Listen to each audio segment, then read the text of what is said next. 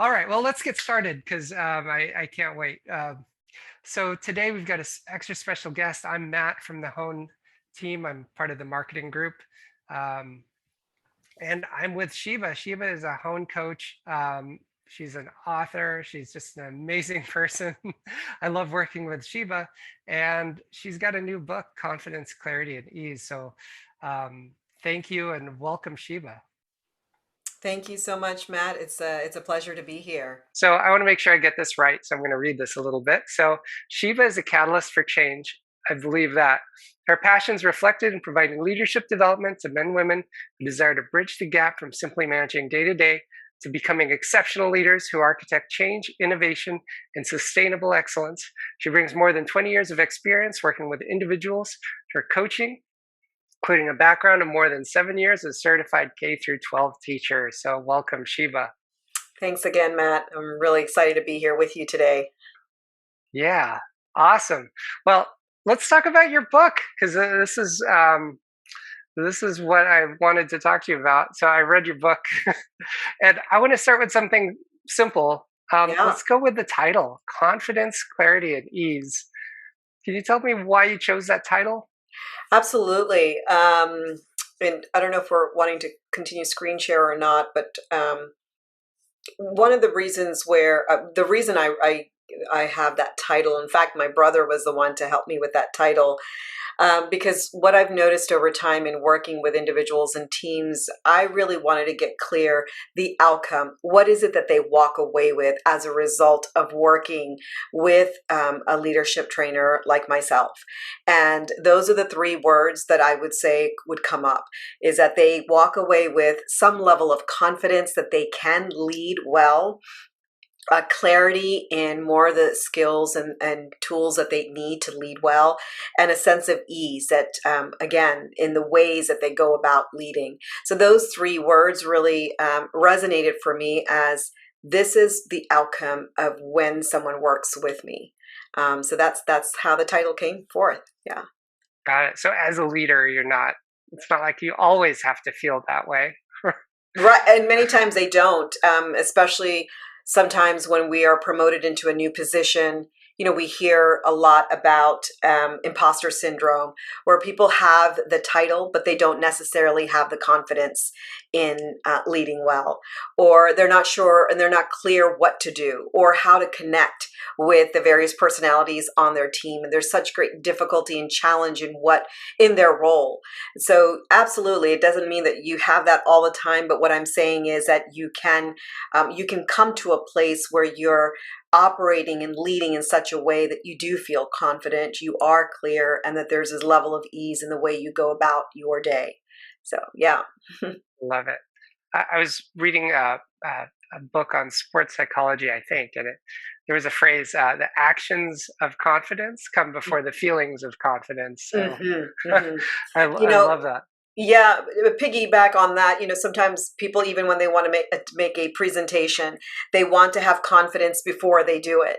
And I often tell them that confidence comes as a result of doing it again and again and again and practicing it, so that one day you come and you're thinking, "Hey, I've got this. It's doable." But there's been a lot of practice that came in prior to that first speech or presentation that they had to give. So, yes, comes with a lot of practice. Got it. And your first chapter, so your first chapter opens up. I think this is timely because of the holidays, and I know I've been putting off stuff and coming back. There's emails and things, and I feel really busy. But you ask the question: Are you productive or busy? Mhm. Um, and you phrase it a really interesting way, and I thought it was um, kind of the opposite of what I expect. Is what does productivity require from you Mhm. versus I always think of it, what do I need to do to be productive? Yeah. Why did you flip that around? So one is a mindset, and with that mindset, what is it? What are the steps that you need to that are required of you to do as a result of the mindset? So what does productivity require of you? Meaning, there's this mindset that's needed in order to understand that when I'm living and going about my day, that do I have this mindset of there are things that are uniquely that I am uniquely qualified to do, and in doing so that I really want to spend my time, more of my time doing that, that I have people around me that I can delegate to, that I want to equip. So there's this shift in this mindset of being productive. And as a result, then we start to do things differently from that mindset. So that's why there are both of those questions, because both of those questions are valid, but it hits at different areas of our life as well. Yeah. And and kind of on that same productivity note, there's this short quote that I like: "Small steps lead to sustainable habits." Hmm. Um, and you talked about scheduling me time as Hmm. part of that. Yeah. I don't, as someone with two kids and Yeah. full time job, I don't know when the last time I scheduled me time was. So tell me what that's like. What is that? Yeah. Yeah. What does it mean? Yeah, because I've seen this when I've worked one on one with executives where they're just so busy and then they come to the end of the day and they're saying, man, what did I really accomplish today? I've just been so busy that I feel like I did nothing. I don't know if that resonates for you, Matt. But Yeah. regardless of whether we're in our home or in our workplace, it's this idea that there are times when we need to put everything on do not disturb so that we can actually concentrate and do the things that we need to do that really require our attention and our time. And the reason why we were hired in the first place. Right. But instead, we go in this auto mode and just continue to do things and get things accomplished and done. And we're checking it off of our list, but not really attending to the things that require more time, more of our, more of our, how should I say it? Just space, and it requires a little bit more energy. And so that's why we kind of put it off at times because we can't just do it like this. So I encourage executives, leaders, throughout your week, can you begin to schedule and to block off at least 1 to 2 hours that week where you're really focusing on yourself? And that could look very different, whether it's things that you really have put on the side burner that needs your attention, or it's for wellness, because you've been in front of that computer forever and a day. So maybe it's not every single day that we can do that, but maybe let's start with 1 hour. Let's build it up to 2 hours. And I've had leaders to push back, like 1 hour seemed so much. But the value of that is so much greater. So that's why I say, okay, can we start with 1 hour a week? And even if we have children, because I do have children, but they're grown now, as you could tell from the book, it was important because then they also get a person, a parent that is, at least recharged, hopefully, from that 1 hour. We got to start somewhere. Yeah. Well, okay. So silly question, but what do you do in that hour? Is that Yeah. exercise time? Is that Yeah. scrolling So through Amazon's deals? What? it depends on the leader of Yeah. what's most important for them, what will rejuvenate them. And so for some, that's the time that they take to think big vision for their organization, small business, their team. It may be the time that they take to think about who are the individuals on my team that I really want to focus in on and give greater levels of feedback and support so that they can grow within their role. Just to take time to think about that, because it's hard to do that when you're just going all the time. Or you might take that time to say, you know what? I have not really given myself some time to just breathe and get outside and do exercise or whatever that might be. So I'm going to utilize that. But the idea is that whatever that time that we utilize it for, it's not being interrupted with anything else. And to begin with 1 hour, but then add to it incrementally. Yeah. So it may be exercising for you, Matt. I don't know. Since you Yeah. brought that up. I wish it was. That would be a small step. Small step. Mm-hmm. What about, okay, so this is kind of another in that same vein of productive or busy. There are times when I'm so busy that when I stop being busy, I kind of space out and look look for busy activities. Do you ever encounter that where Yeah, like maybe you get through your Slack messages and you're like, oh no, now what yeah, do I do with myself? What do you tell yeah. people who kind of get into those sort of, I don't know, habits? Yeah, because it's they don't really know what to do with their spare time or with that quiet time, and it Yeah, actually scares them a bit, right? So that's why it's so important to understand what are your priorities, and if that means to take that me time to really figure out what are my priorities. I need to figure that out so that when, there, because there are those busy times, don't get me wrong, but if that's our constant state, then it's not going to be sustainable over time. So that's why I say it's really important to then get our priorities in line as to so that it will help us even in the downtime to give time to some of those priorities as well. So it's not just on the go type of habit that we have. But I feel that there are leaders who are like, I don't know what to do with my quiet time. And so for me, my question to them is, what are some of your priorities? What parts of those priorities are you actually getting done or giving time and focus and energy to? And apart from priorities, what are those things that you really enjoy doing in life? And when's the last time you've had an opportunity to take time with that? Because it's all one life. right. Yeah, I like. Yeah, there's something you say that what you resist will persist.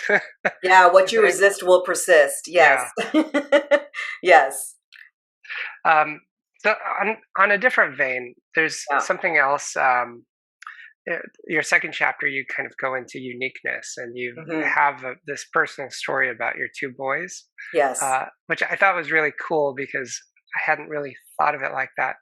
Um, can you talk about just how Sure. uniqueness is important at home and work, Mhm. and how do Yeah. you celebrate it? Yeah, Yeah. So I often say talk about this uniqueness because we're always comparing ourselves to one another, right? Even in writing a book or in the work that we do, we're always comparing ourselves, and social media really brings that to the forefront. I believe.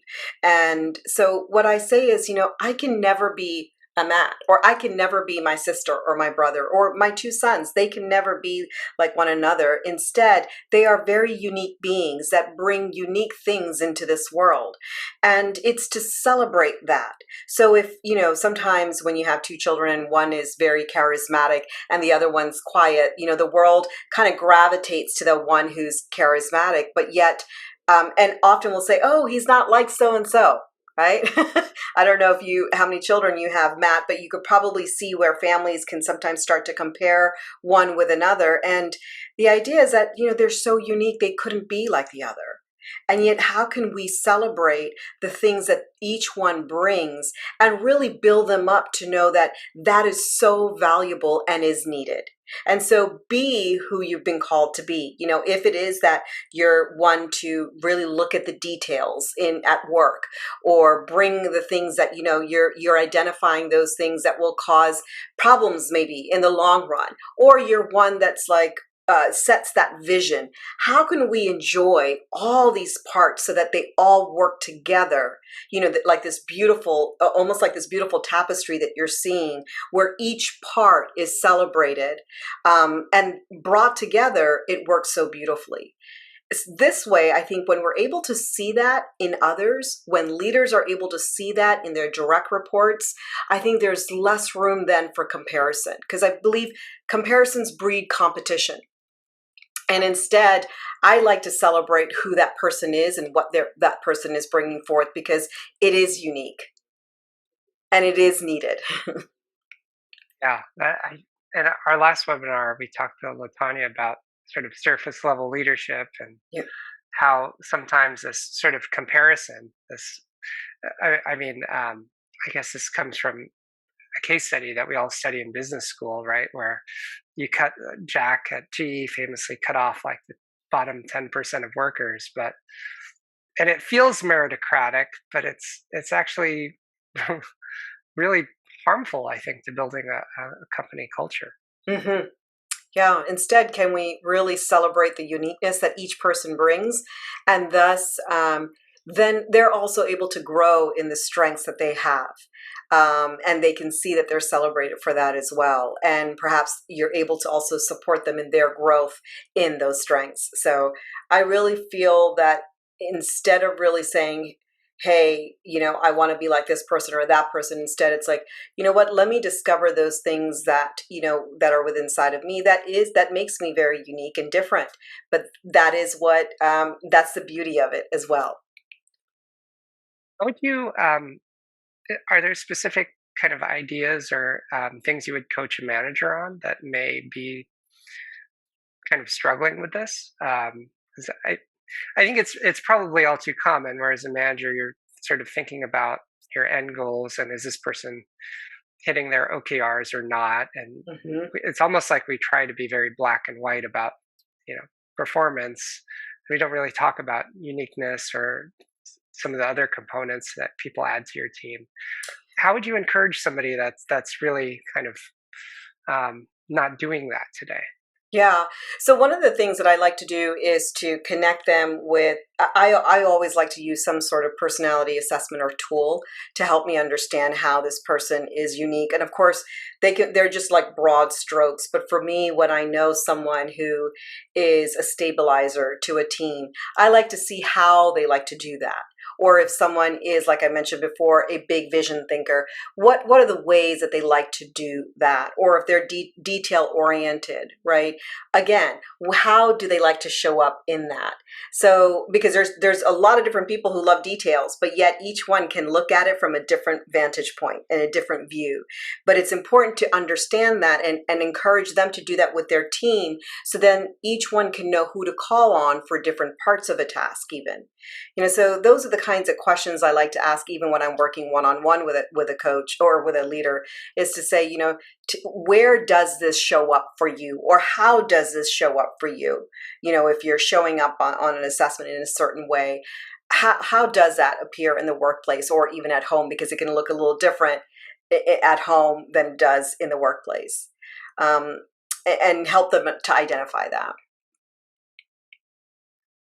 And sort of kind of change their way of thinking, right? That's something that's maybe external to themselves too, like Yeah. the assessment. Yes, absolutely. Yeah. Interesting. Yeah. Okay. So, well, the, you have a lot of little anecdotes in your book, and in Cast a Vision, which is one of your Yeah. chapters, you talk about uh, the captain on a boat, maybe who's Hmm. not quite sure where he's going. Hmm. Because the idea here is that in order to lead people, you have to be able to kind of show them Hmm. where you want to go. And if you're a captain on a boat that's sort of standing up there and has no idea, you're not going to inspire confidence or get people behind you. Yeah. Um, I guess as I was reading that, I thought, oh, that's really cute. But I also feel that there's a lot of times where I don't know where I'm going, right? Hmm. So, where do you, how do you, I guess, cast a vision as a leader when maybe you don't feel completely secure in the direction that you're heading? So when there's a leader that talks to me about, that they don't know what that vision is, then either they are responsible to make sure that they take that time to create that vision if they have not done so or themselves, or it's to speak to management to really understand where are we headed, what is that looking like for you, for us. And Matt, I think we're not alone in that. Home being a startup, it can be, it is moving at times, right? Where we're headed. But at the end of the day, there's also some idea of, we have to know where we're going, because otherwise we'll just go around in circles. So in order to know where we're going, we have to take time away to determine that.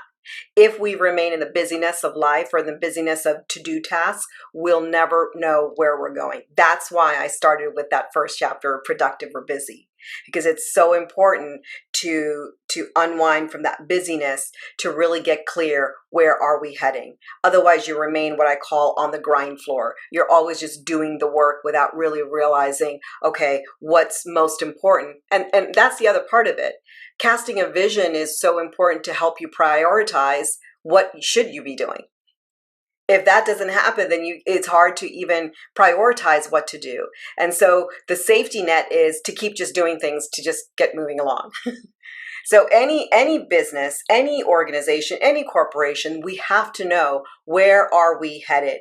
And Patrick Lencioni talks about that rallying cry, that getting clear on where we're headed so that we can help everyone else on our team to also connect to that vision as well. So it's so important. And when we say we don't have time for that, I say that's an excuse. And I say, and I would challenge that leader to say, it's very important that that is set. Otherwise, why are we doing the things that we're doing?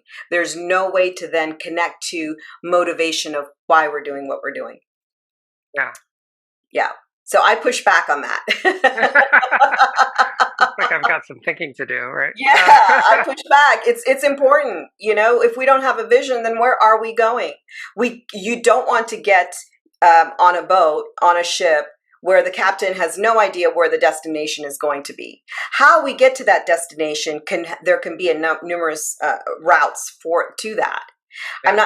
I'm not talking about that part, but I am saying we have to know where we're headed. Yeah. Yeah. Well, you mentioned this earlier, and I'm going to totally steal this, but being stuck on the grind floor. Yeah. Like, how's that working out? Yeah, well, I love the imagery of it, and I think that captures the feeling of it. Yeah. So having a vision, that's one way of getting off the grind floor. Are there other ways of getting off there? The other way is to take time for ourselves to reflect on what has been working, what's not working, what are things that we need to set aside because it doesn't serve, the direction in which we're going. And it's interesting because my husband first asked me, are you sure it's not the ground floor? And I said, no. I'm talking about the grind floor, because when you're just kind of surviving at that floor, and that is not sustainable over time. So I was very specific about, this is the grind floor. So in order to get off of that, there's also a shift that has to happen, I believe, in our mindset of knowing that, there are people perhaps around us that we can delegate things to, that we don't need to do everything ourselves, because sometimes that's what happens. We feel that we're the only ones that can do what we need to do, or if we don't do it, everything is going to fall apart. Sometimes that's what needs to happen. And that's a very scary thought. Yeah. We are not called to be the savior of everything. True. So I was going to save this for a little bit later, but just it ties back to something else that you talk about as far as leadership and using things like equipping questions. Yeah. Because, I think for a lot of people, I'm myself especially, like I have a hard time letting go of things. And then when people give me problems, I want to go solve it for them, right? Yeah. And I think I'm doing them a favor. But I really like what you talked about in terms of equipping questions. Could you give us kind of a taste of what that is? Like, what is an equipping question and how do you use it? Yeah. So part of this tool or this book that I have, I took a coach approach to it. In that, when I'm taking a coach approach, you'll see that there's questions, there's reflection. The chapters are quite short because I want to really get to the heart of the matter. And in so doing, when we're asking equipping questions, in my mind, I am seeing the other as resourceful and capable. So that means the type of questions begin to change from, did you do this? To, if you could do this in any other way, or what are the other, ideas that come to mind? Or Matt, I would ask you is that if what do you feel is the impact when you're always taking on this load for yourself or for your team? So equipping questions have a layer of awareness, hopefully, that's coming through for the person that's being that I'm asking that question to. That's what I'm hoping is the outcome as a result of an equipping question. And an equipping question is also one that empowers the other to do that, whatever it is that's on their heart to do in relation to that work. So it's more, it's less from a place of I need to fix this to how can I support this person to fix their own problem?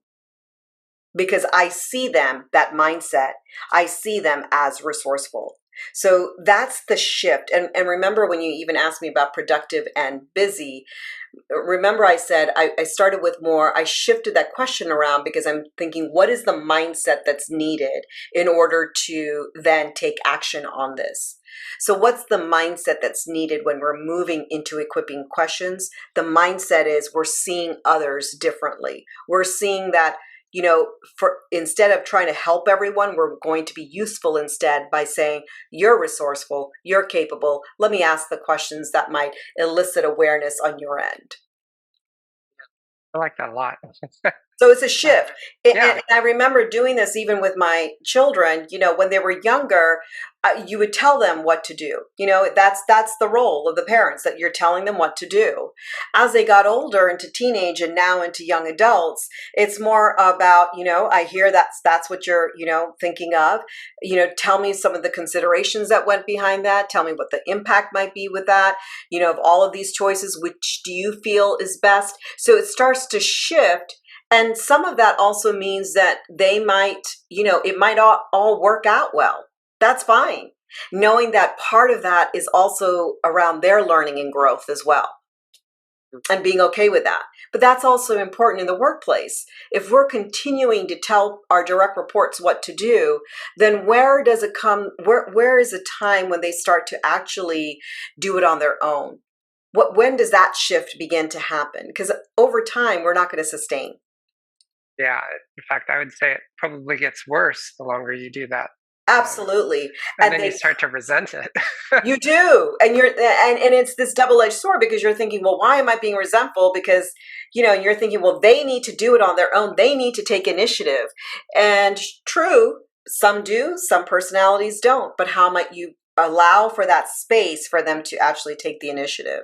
So I think this is so important, even in our roles as leaders and in organizations, like this shift from simply training, onboarding, to then coming to a place where, now we're equipping and developing leaders around us, and not being afraid of that. Sometimes we don't do it because we're afraid that, okay, then what's our use? If I delegate things to everybody else and if they're better than me, then where am I going to go? And it's this almost survival mentality, where if we're coming from this place of abundance, it's like, this is really good. This is great when I'm surrounded by experts around me. Well, maybe on the flip side of that. So asking questions and is the idea of listening and really Mm-hmm. um, well, you have this story that I like about your boys fighting over a Yeah. jacket, and um, one couldn't figure out why it was such a big deal to the other, and they were Mm-hmm. while another one was fighting about something else. Yeah. Um, and really, it was sort of a mismatch between what they valued. Yeah. Um, can you talk about sort of listening? Because I feel like this plays really well with like kind of what a few weeks ago we talked about surface listening skills, Yeah. Yeah. but there's also really listening for meaning. Could you Yeah. talk about that? Yeah, in this book, I talk about, sometimes when we listen, we just listen for self. What does this mean to me? And I do this when I'm in a doctor's office and during home trainings, I say this, it's fine. I can listen for the information that's being shared. And then I bring it back to myself and think about, okay, what do I want out of this? Or if I'm in a restaurant somewhere, I'm listening for the menu, what the specials are, and what do I want. I bring it back to me. Nothing wrong with this type of listening. The problem is when we use that type of listening in all of our relationships, where we just listen for the information as a leader, and we're trying to fix it. And sometimes that happens between spouses as well, right? With children, we're just listening for what's the crux of what they're saying, or we think it is, and we're trying to fix the problem. How many times have we been in situations where like, I don't want you to fix this. I just wanted you to listen, So I often say that, especially within conflict, what is happening there when we truly listen to the conflict, it's some value that's not being honored, especially in conflict. It's a value that's not being honored. And if we can listen and really hear, what are they trying to tell me? What is that value or what is it, even if you don't want to use the word value, what is so important to this individual? And if I'm able to connect to that, then I am really getting what they're trying to say. There's this question that we ask in a lot of the trainings. When you're truly listened to, what do you feel? Right? We ask this in one of our own trainings, right? What do you feel?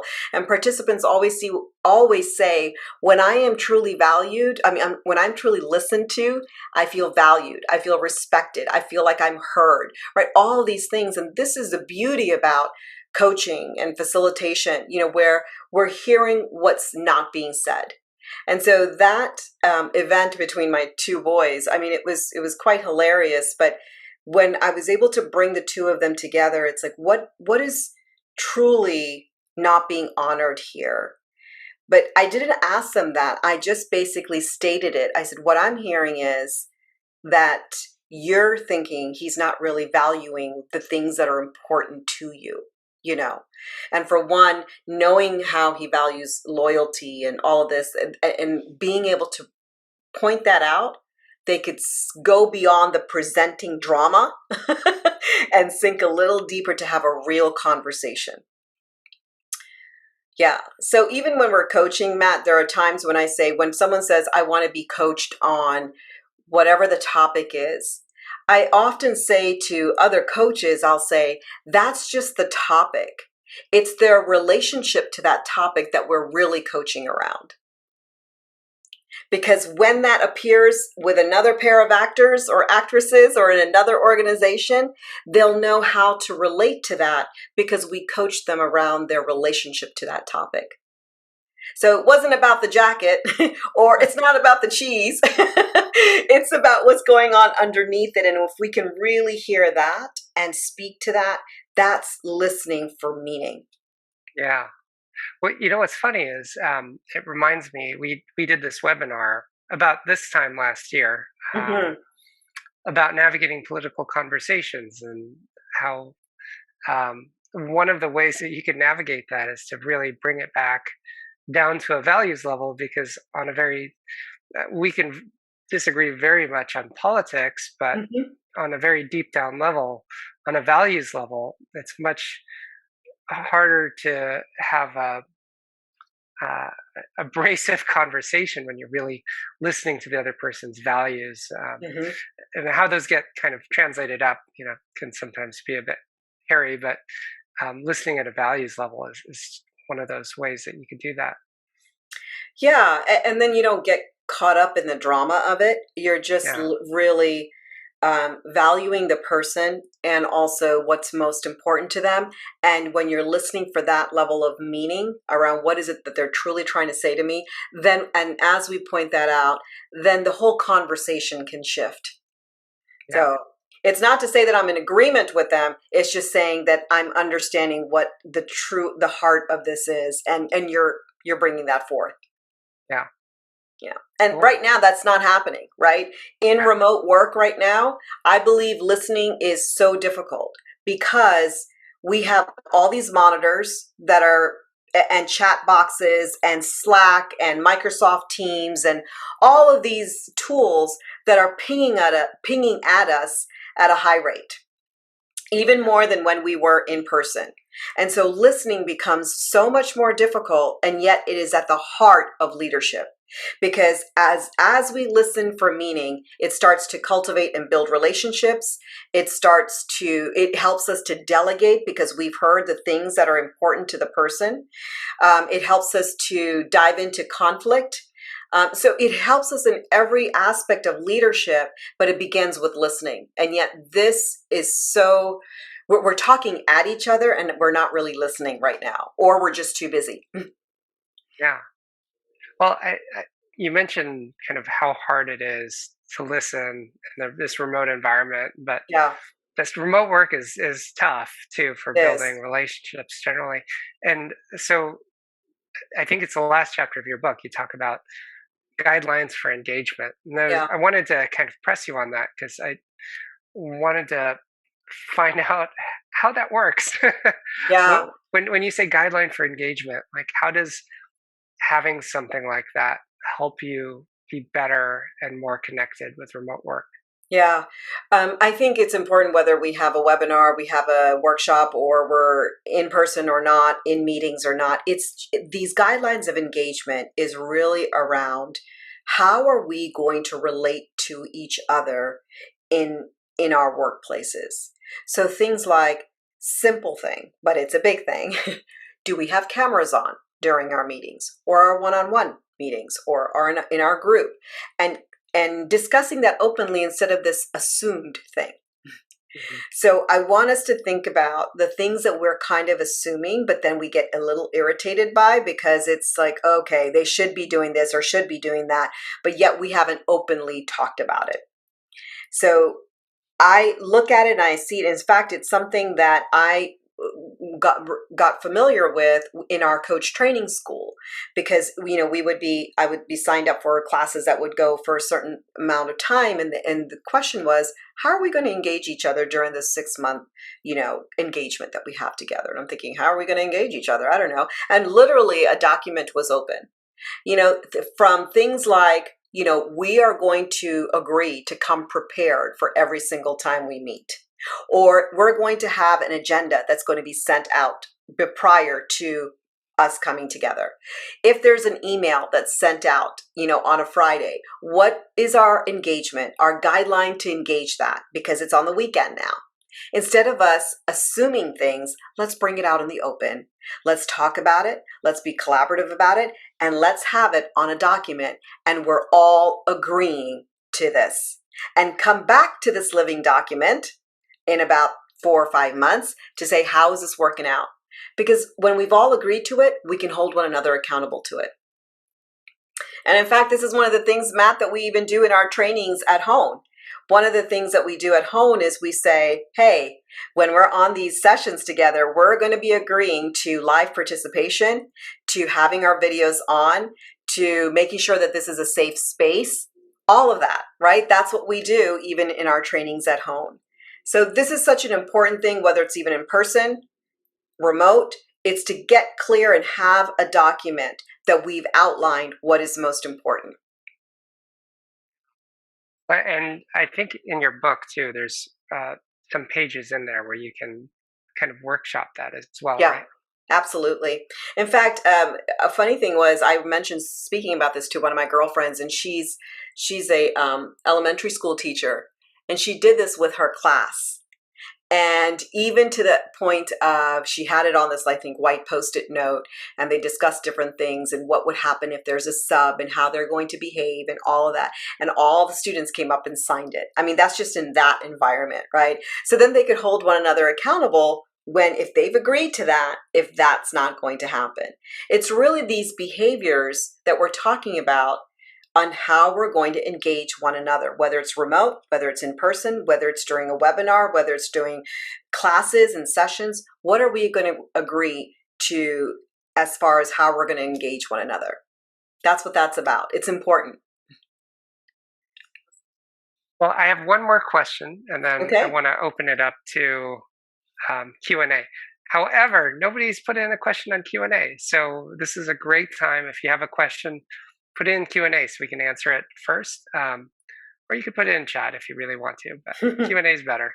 Um, okay, so I want to talk about feedback because there's this quote that I really like. Yeah. It's not your quote though. Nope, Um, but I know what you're talking about. it is, yeah, here it is. So this is Jim Young Kim Mm-hmm. said, no matter how good you think you are as a leader, my goodness, the people around you will have all kinds of ideas for how you can get better. So for me, the most fundamental thing about leadership is to have the humility to continue to get feedback and to try to get better, because your job is to try to help everyone else get better. Right. That was such a cool quote, but it's true. It is. It is. It is. And I often say that 360 assessments or interviews that I do with individuals and leaders, first of all, they have to be open to receiving that feedback because it can be very painful. And it's when done correctly, because it has been used as in ways to kind of harm, meaning there has to be a level of psychological safety, I would say, when we do a 360 interview. So when I'm doing this for a leader, they've identified about 7 to 10 individuals, and I've taken the time to interview. But when I'm reviewing this with my leader, it's more around, let's look at the patterns that are coming up as a result of these interviews that I've conducted. Because there's always going to be outliers within a 360, interview process. But let's look at the patterns, because if we can start to shift and change, one or two of them, of the patterns that are arising, is there something you want to do about that? Let's do that. And if so, will that also then impact the way that you're showing up in your leadership and your influence with others, right? Because it's important to know how we're being perceived and what we can do to change that. If you want to, that's also up to the leader, right? So it requires a level of humility when we go through that process. And I've seen that there's great progress in the influence that leader has as a result of walking through one of these interviews and really taking it to heart and looking at patterns, not at every single comment that comes up, but really looking at the patterns that they want to change.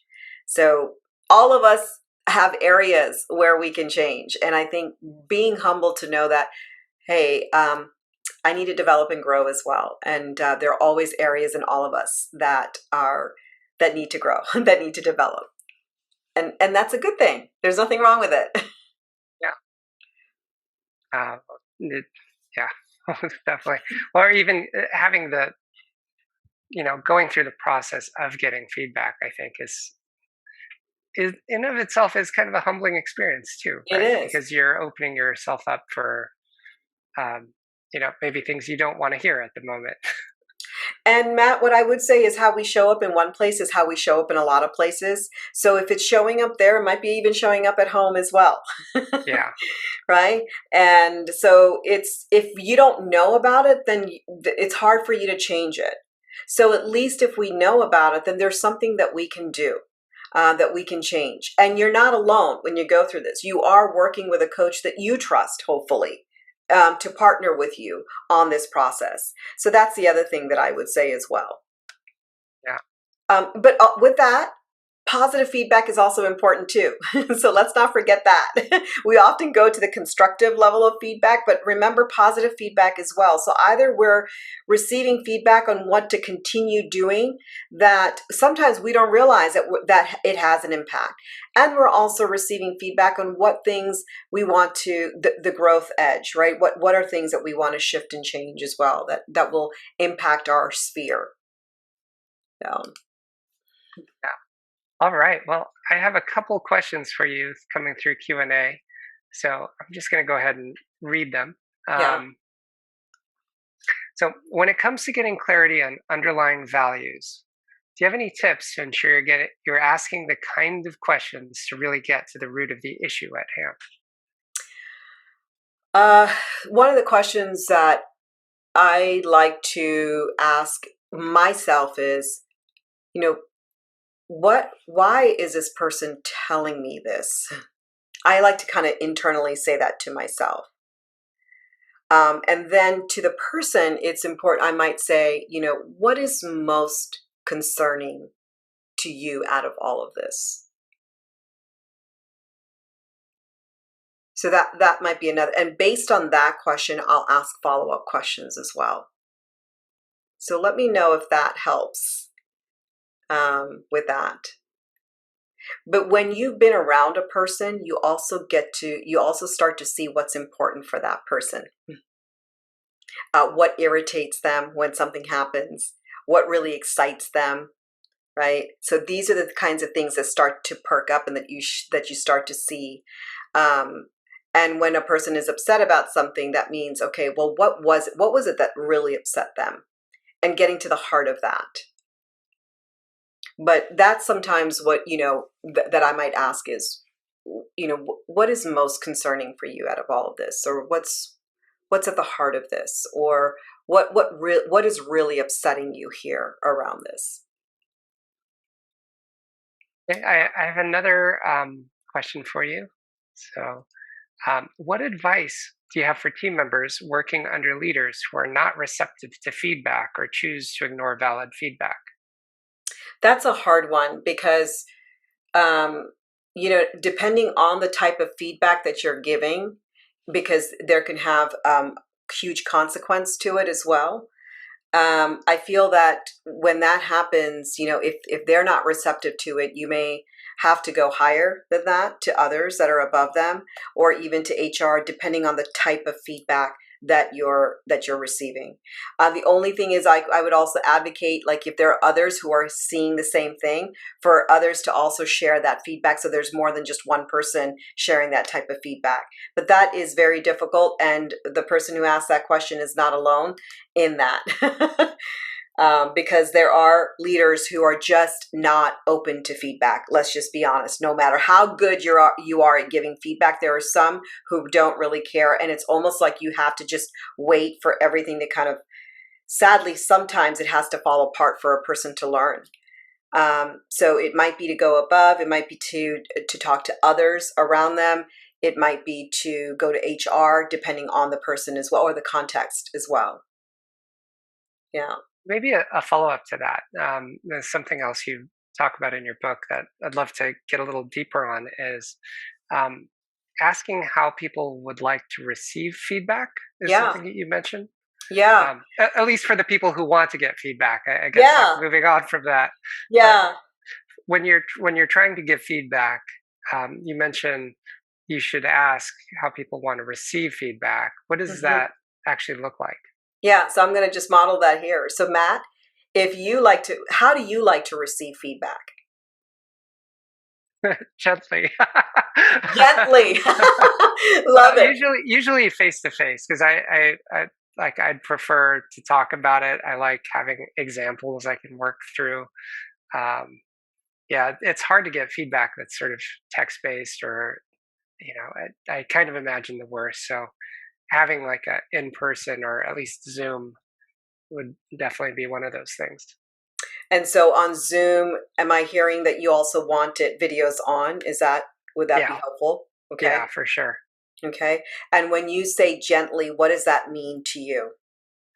Um, just like I know myself, and I know I'm a critic of myself, and Hmm. so just even sort of saying, "Oh, here's a thing," like I can take it the rest of the way. But if you go all the way, I go even further. So it doesn't take much of a nudge to get me to understand the idea. Hmm. So that's what I mean by gently. Okay. So clarify for me a little bit more when you say just go in. Talk to me about what you mean by that. Well, I like to understand the problem, and I like to understand what the circumstances are surrounding it, and ideas for having to be better. Um, yeah, it's just my personality type where I sort of want to ingest it quickly and then go take action on it. And I feel like dwelling on it, it makes it harder to sort of move on. Great. And so what's the best way to follow up on feedback with you? Um, I think checking in or having usually I even follow up with those sorts of things. Mhm. Yeah, just any kind of check in. But I really just prefer having feedback in a face to face sort of format. Hmm. So even with the follow up, what I'm hearing is also having that FaceTime follow up Yeah, is would be valuable to you. yeah. And in that follow up, what would you like to hear? Maybe whether or not I'm improving, or Okay. if anything's changed. Yeah. That would be Yeah. So Matt, that's what I mean about asking the questions to yeah, really get to the heart of how a person likes to receive feedback. So even to the second attendee, the person who asked the question about receptive to feedback, maybe ask the person, what's the best way, even before you have to give feedback. When I have to, there are times that I need to give constructive and I'd love to give positive feedback. What's the best way to do that for you and with you? And don't stop there. Ask the follow up questions, just like I did with you, Matt. So then, where there's an agreement, because some people have responded to that by saying, I want it directly, direct feedback. Well, what does that mean? What does that look like? And how to follow up with that? What's the best way to do that? What would you like to hear in the feedback? All those kinds of things when we not only just ask that one question, but go further. And notice that this is the way that I'm equipping not only myself, but you, because you're getting clear on how you want to receive something and that interaction. yeah. No, I totally saw that. I hadn't really thought about it, quite honestly, about how I like to receive feedback till you asked. Yeah. So involved in that is all of it. It's the equipping questions. It's the how do you. It's you getting clearer on it, and then there's also an accountability to that for me to make sure that I'm doing it in the way that's best for you. So all of it is important. Okay, it looks like we've got time for one more question, so I'm going to ask this from Chris. What advice do you have for a person in a leadership team that's under a leader who has trouble leading their team? Uh, so I would have to get clearer before I could answer that question on what does it mean when a person is having a difficult time leading the team. What does that look like? Because that looks very different depending on the person. So that's the one question I'll ask, and depending on that, it's to find out then, are we talking about skills? Are we talking about setting a vision? What are we talking about? And perhaps it's to maybe even talk to HR about that as well. Um, but I'd have to first find out what does it look like when a person is not leading well, because it looks so different depending on the person. And I know that's very generic, but that's all I can say when it comes to that. Yeah. Well, that's probably fair. And I probably shouldn't have used his first name in case his leader Yeah. managers up on the call. Well, with that, I think we're close to time. So just for everybody in the chat, I put a link. In that link is a form where you can put your mailing address. I'd love to send everybody who's on the call today a copy of Sheba's book. And apologies to Sheba because I made her book look massive, but it's a quick read. It's a really good read, and there's a lot of really practical exercises you can do inside the book. Also makes a great Christmas gift too if you want to buy it for your friends. Um, Also, don't forget to check out Hone. We've got awesome programs, including this is one of our more popular ones, our Manager Core programs. Um, so we believe learning is not something that's one and done. It's not something you check off a box. So we offer manager programs uh, that encompass the year, that have feedback, that have more than just a class. And we have several tracks too, including things like diversity and inclusion, leading through change, mastering communication. So go check out Hone at honehq.com. Make sure you get the link. I see a couple people who are on their phone. What I'll do is for everybody that's on the call, I'll send you guys an email with the link too, because it's going to be hard for me to send it on the phone. So with that, thank you, Sheba. Thank you. That was awesome. And hopefully we'll have you back for our next book or sooner than that. No worries. Thank you for having me, Matt. I really, really appreciate it. I truly appreciate Hone, and so excited to be one of the facilitators at Hone. Have been there. I think you and I have been there almost since the beginning. Yeah. Yeah, and we've seen its evolution and great trainings that come forth from this group. So, yeah. excited to be here with you. All right. Thank you, everybody. Hopefully, we'll see you at the next webinar. Bye. Bye-bye.